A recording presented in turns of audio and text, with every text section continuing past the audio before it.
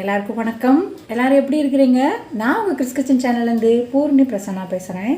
இன்றைக்கி நம்ம சேனலில் பார்க்க போகிறது ரவை பணியாரம். இந்த டிஷ் என்னோடய சிஸ்டரோட என்னோடய தங்கச்சியோட ஸ்பெஷலு. அவங்க தான் செய்கிறாங்க.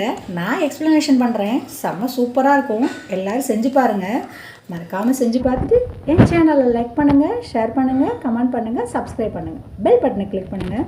இந்த ரவை பணியாரத்துக்கு தேவையானது பார்த்திங்கன்னா, ஒரு கப் ரவை ஊற வச்சுருக்காங்க. ஒரு கப்புன்றது ஒரு கிளாஸ், அந்த இது போட்டாலே போதும், உங்களுக்கு நிறைய வந்துடும்.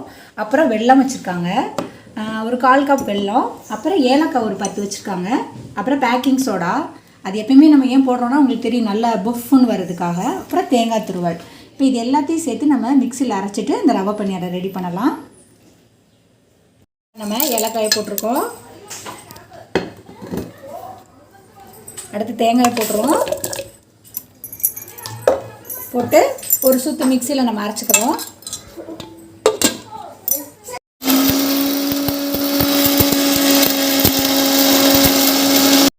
இந்த மாதிரி நைஸாக அரைச்சிக்கோங்க, சூப்பராக இருக்கும். இப்போ நம்ம ரவை அரைக்க போகிறோம்.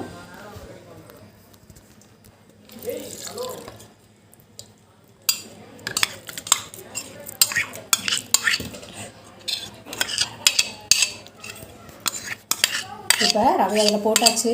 இப்போ ரவை கூட நம்ம ரவையை ஒரு சுற்றிடலாம். அதில் நம்ம வெல்லத்தை ஆட் பண்ணிட்டோம். இப்போ லைட்டாக உப்பு சேர்த்துக்கலாம்.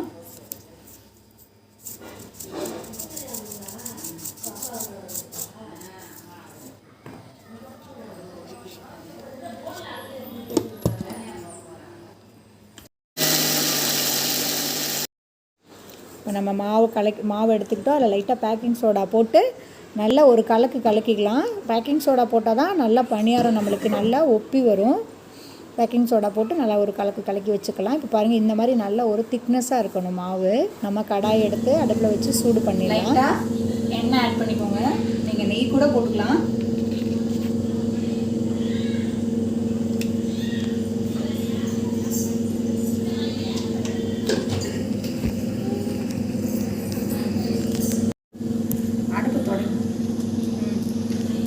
இப்படியே நம்ம ஒரு கரண்டியாக எடுத்து ஊற்றிக்கலாம். ஈஸியான ஸ்நாக்ஸ். ஒரு 10 நிமிஷத்தில் இந்த ஸ்நாக்ஸ் நம்ம ரெடி பண்ணி சாப்பிட்றலாம். எல்லாரோட லைக்கும் என்னுடைய சிஸ்டருக்காக, என்னோடய தங்கச்சிக்காக போடுங்க, கமெண்ட்ஸ் போடுங்க.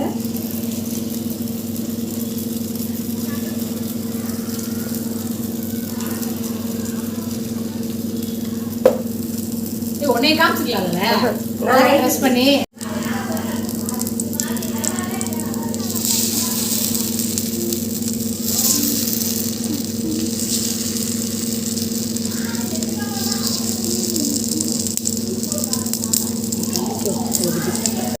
சுவையான ரவை பணியாரம் ரெடி. வாங்க சாப்பிடலாம். மறக்காம சர்ப்ரைஸ் பண்ணுங்க. தேங்க்யூ.